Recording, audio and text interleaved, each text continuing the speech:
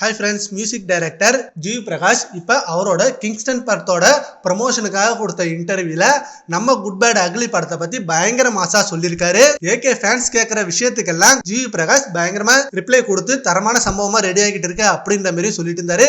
இப்போ இந்த ப்ரமோஷன் இன்டர்வியூல குட் பேட் அக்லி படத்துல ஒர்க் பண்றீங்க அண்ட் எப்படி வருது பிஜிஎம்லாம் அப்படின்னு கேட்டதுக்கு செம்ம மாசா வந்துட்டு இருக்கு. தியேட்டர்ல வேற மாதிரி தெரிய பார்க்க போறீங்க அண்ட் ஃபேன்ஸ் எல்லாம் என்கிட்ட அவ்வளோ ஹைப்போட கேட்டுட்டு இருக்காங்க. அதெல்லாம் பார்க்கும்போது எனக்கு ரொம்ப ஹாப்பியா இருக்கு.